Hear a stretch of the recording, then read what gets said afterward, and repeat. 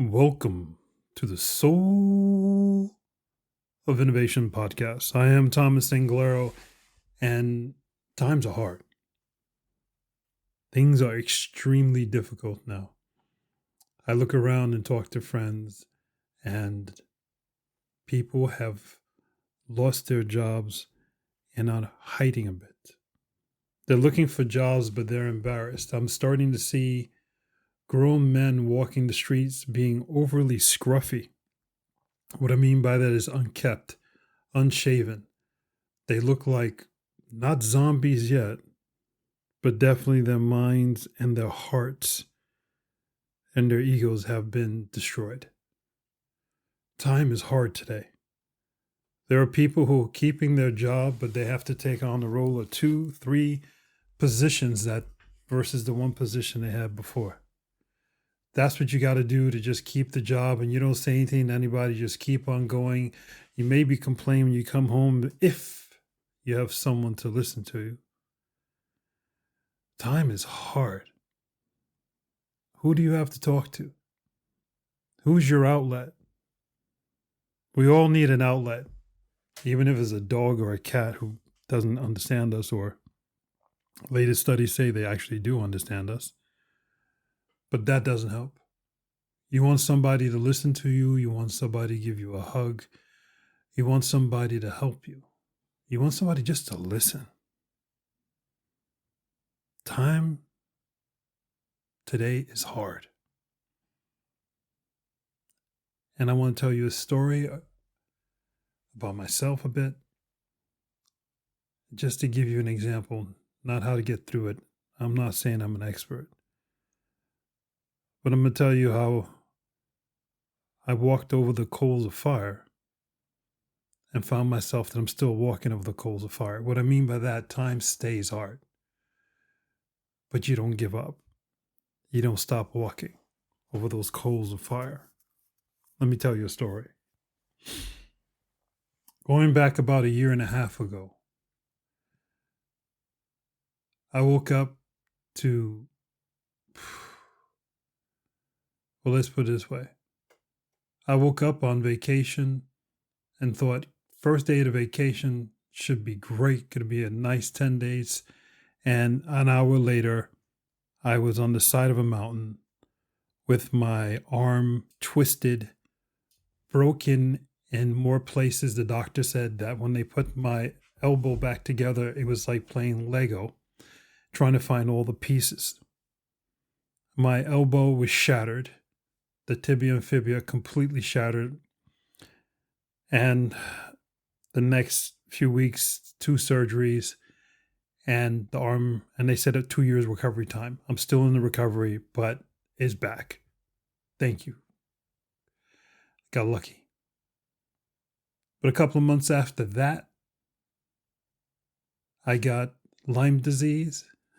After that, Bell's palsy. After that, something else. I'm lost track of all the things I got that hit me. And you know what? It's not the list. That's just a list of bad luck. I mean, stuff happens to people, right? Lyme disease is gone. The Bell's palsy, I'm 99% or 98% through with that. God bless that too. Things happen. Things happen to you. Things happen to us. And it's how you take it. You cannot avoid stuff happening to you. You cannot avoid the things that happen to you that frustrate you, that drive you out of your mind. But the question is, what do you do when you're in it? First of all, when you're in it, it is impossible or close to impossible to look outside of it. You think everything's falling apart. If your health is horrible, it is really hard to fix that. With me and my situation, I just kept on waking up to situations where what I got a problem now? What's happening now? It was just one thing after another. But what I did was I kept my confidence. I got this. I would tell myself, I got this. I got this. Now I know that attitude doesn't work for everybody. But you have to believe in you. You wake up, you go to work, and you find out that you lost your job. A reorg or they change their mind or something. After the initial shock wears off, there's only one thing you say in your mind: I got this. It's not that you're going to conquer the world, it's that you're not going to let the world conquer you. Things will always happen to you. And these times, it is so hard. It's almost so easy to be frustrated and upset. I walk around the streets and people are smiling less and less. It shocks the hell out of me because we just finished, 11, 12 years of the stock market, 12 years of the stock market going up, 12 years of people having plenty of employment, which means they have plenty of money, which means they have plenty of food, which means they had shelter, which means they probably had vacations and they probably had fun. But yet people are smiling less now than they did in the last 12 years. People have gone the opposite of I got this, and they've gone to feel sorry for me. Feeling sorry for yourself when you're in the middle of hell does not help you. You have to say, I got this. Now, how do you say I got this? You say I got this by every day doing something, succeed in doing something, even if it's as small as doing the dishes, putting the dishes in the dishwasher if you have it. If you don't have a dishwasher, I remember when I first came out of school, didn't have a dishwasher for 15 years, didn't want one. You know why? My best ideas were while doing the dishes every night. So don't be embarrassed if you got a dishwasher. You're probably more innovative than 90% of the people walking the planet. Start putting away the dishes every day. Start making your bed every day. It is these small successes that you are now retraining your mind and yourself that you are a winner, that you complete things. See, the thing is when you're in the middle of hell, you have forgotten what it is to win, to succeed, to be victorious, to be on top of your game. So when you're at the bottom, you have to retrain yourself with the simple steps. This advice comes from what I did. Of course, with all the things and challenges I had, I felt sorry for myself. But then I said, let me start doing these things every day. It's about a consecutive series of successes. I successfully put away the dishes. I successfully made the bed. I successfully went for a walk today around the block, even though I was in pain. I successfully went shopping. I successfully turned on the PC and checked my email. Take every little check mark you can. The mind leads to depression, which leads to massive insecurity, which leads to a place that you don't want to go to.